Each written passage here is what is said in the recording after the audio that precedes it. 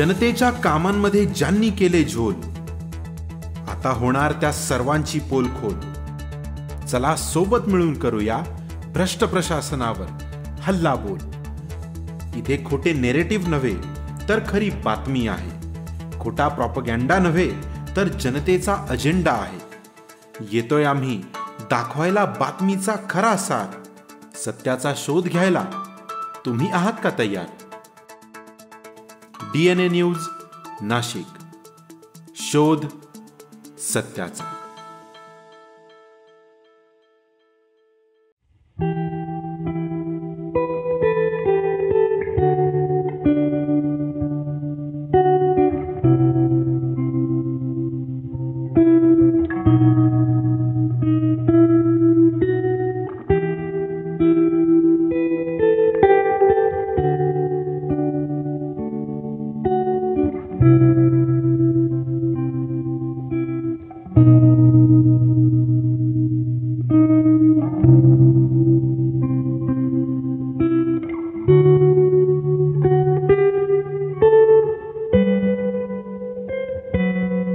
पर्यटन विकासाच्या नावानं कोट्यवधी रुपयांची उधळपट्टी केली जाते.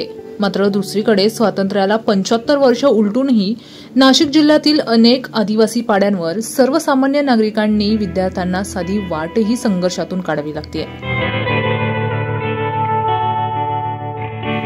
नाशिक जिल्ह्यातील त्र्यंबकेश्वर तालुक्यात असलेल्या कळमुस्तेपैकी हर्षवाडी आणि इगतपुरी तालुक्यातील खैरेवाडी या ठिकाणी विद्यार्थ्यांना शिक्षणासाठी मोठ्या प्रमाणावर संघर्ष करावा लागत आहे.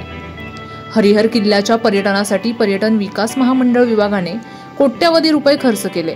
वन विभागाकडून कोट्यवधी रुपयांची कामं पार पाडली गेली. मात्र मूलभूत सुविधांसाठी आदिवासी बांधवांना आजही मरण यातना सहन कराव्या लागत असल्याचं चित्र जिल्ह्यात अनेक ठिकाणी बघायला मिळत आहे.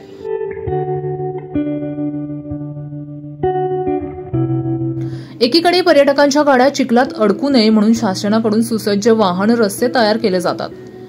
मात्र दुसरीकडे ये जा करण्यासाठी सुविधा नसल्यानं आणि मोडकळीत झालेल्या इमारतींमुळे 2-2 दिवस विद्यार्थ्यांना शाळेपासून वंचित राहावं लागतंय.